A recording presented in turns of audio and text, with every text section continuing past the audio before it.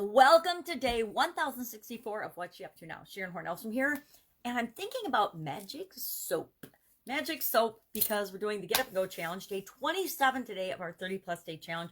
Only 4 days left, and if I'm being 100% honest, I don't know what we're doing the next 4 days. I haven't thought about it. I'll think about it today, and I'll map it out, and I'll plan it out.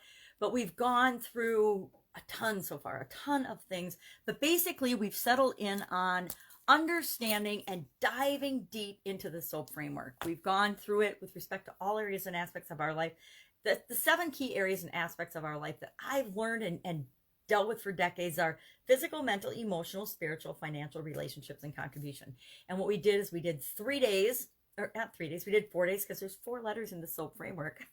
We did 4 days on relationships, financial, and on physical, because those tend to be the 3 primary areas that concern most human beings. Now, guess what? We're affected by all of them, but until we get our physical, our relationships, and our financial taken care of, and then mental and emotional as well, because they're all tied together, we will struggle. And so the SOAP framework, it's a way for dealing with challenges and changes. It's a process. It's a framework that I've used for decades, but it wasn't until 2020 when I started calling it the SOAP framework. Why? Because I was washing my hands all the time. I was worried about sanitation and cleanliness. Now, I've been involved in the food industry for 3.5 decades. So food and personal care products industries. And that means we always had a high emphasis on sanitation, cleanliness, and safety with respect to our customers and our own lives and employees. We've always worked at a much higher level of conscientiousness with respect to those things. But SOAP just seemed to be the right acronym for the times, and definitely for 2020. So just wrapping up the fifth 30-plus day challenge that I've done, called Get Up and Go Challenge this year. Just kind of my way of doing something to keep myself moving and to keep other people moving forward in a year where, geez, I don't know about you, but I just wanted to cocoon or hunker down and stay at home and hide away from the rest of the world. And I knew that wasn't going to serve me very well. And it doesn't serve any of us very well. So how do we continue to move forward given all the chaos and craziness that's been going on around us? So Get Up and Go Challenge. 27 today, 28, 29, 30, 31. Got to come up with what it's going to look like for the next 4 days.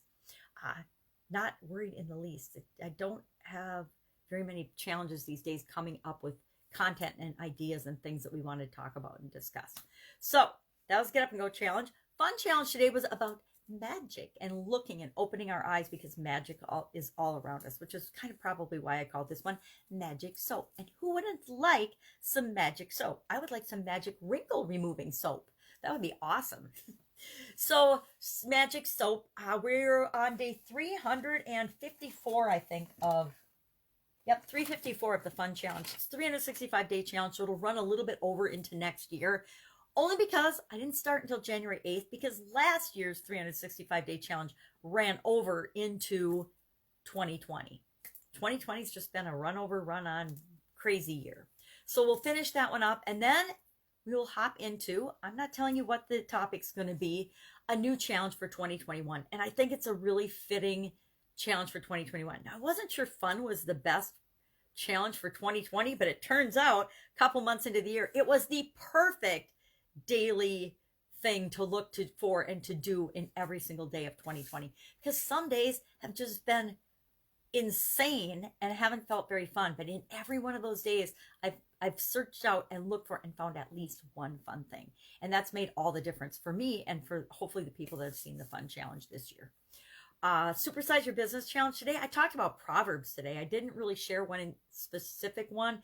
I asked people to share what's your favorite proverb, and I'm going to ask it on probably my Facebook and my LinkedIn page today too, because I'm curious, really, what are people's favorite proverbs? I've covered idioms for like the last 700 days. I've done an idiom, picked an idiom, and talked about what does it mean, where does it come from, and how can you use it to grow your business. Well, I was looking for an idiom yesterday, and I started thinking about Proverbs, and I got curious, and I said, well, geez, and I Googled, what are Proverbs? What are the top Proverbs in English? And of course, I started with a list of 10, and then that list turned from 10 to 250, then 50 to 100, and pretty soon I've got pages and pages of Proverbs, and I thought, okay, Proverbs are really interesting. How long have they been around? Well, since 700 BC, King Solomon and the gang started collecting proverbs. They're shown up in the Bible and in pretty much every area and aspect of most languages, and especially in English as well, for thousands of years. Well, guess what? Anything that's been around for thousands of years has probably impacted some of the people that we interact with, us and people that we interact with, on a regular basis, even during COVID-19. So I think that I decided for the next 100 days, I'm going to do a proverb a day. And most proverbs are idioms as well. Not all, but most. So it fits with my continuing saga of idiom sharing and idiom meaning. And, is that an idiotic thing to do? I don't know. It doesn't matter if it's an idiotic thing to do. It's kind of become inadvertently sort of my thing. And even if I wasn't sharing them, I think I'd actually be looking them up and doing them. It's kind of like when you do a word of the day. I for years have always done, and I'd look for a word of the day, and sometimes I would look it up in the dictionary, sometimes I'd look it up in something I was reading, sometimes I started doing it, I think in probably high school or college, where it was just, I was curious about what things meant, and so I would look it up. And because of that, we find we don't use a lot of the words that we learn, but I would always try to find a way to use that word then, or think about how that word applied to my day somehow. I'm doing the same thing with the idioms. I take the idiom, I think about it, I go about my day, and I'm like, well, how does this apply to, and it's specifically me growing and building my business, the business that I want to grow and build at the time, because it's been different over the years. So I think that the Proverbs will be fun. Proverbs, they're interesting. They're really interesting because Proverbs aren't always true, right? They're like situational, just like anything else. Nothing is always true or always false. It depends on the circumstances and the situation. But for the most part, they're ancient wisdom that we can all learn something from, even if we learn that they don't always apply, or that they're not always true, or they're not always right for us in a given situation. Sometimes they might be right for us, other times they may not be right for us. I'm trying to think of an example right off the top of my head, and the only one that I can think of as beauty is in the eye of the beholder. Well, is that always true? Yeah, I guess it is, in that it's always up to us to decide and interpret beauty in what we think of things. Beautiful to one person is ugly to another, right? Hideous to another. It's totally dependent on and subjective for each of us individually, based on our own past experiences, our own thoughts and feelings and beliefs about things. Knocking my ducks in a row off. So that was fun. Today's Get Up and Go was about contribution and how we impact and interact with the rest of the world. It was about our own personal motto or mantra, or what we stand for was the tool today. And we went through the SOAP framework for contribution, the area of contribution in our life. And to me, contribution is how we interact with things outside of ourselves.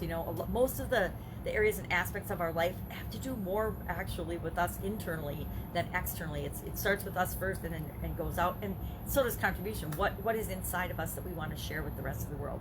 How do we interact with people? How do we interact with organizations? How do we want to show up in the world? What are we here for? The big questions that we seldom ask ourselves, but that when we do, we could ponder them for years in certain circumstances. So contribution today, got to decide what I want to do next year going forward. Now, for some reason, I woke up with the impression that I don't want to do the Challenge Summit, which is terrible because I've been working this month on putting together a Challenge Summit. And I do want to do it, but I need to think about what I really, really want the outcomes of that to be, so that it becomes an event that I'm super proud of and is moving me in the direction of all my goals.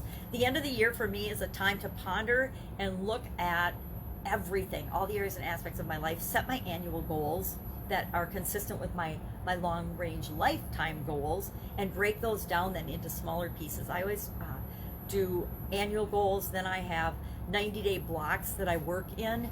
I have done that for decades because it allows me to make progress in areas that, and much faster than I would otherwise, because we all live in that and fall prey to that law of what is it called? I can't think of what it is. It's not Gresham.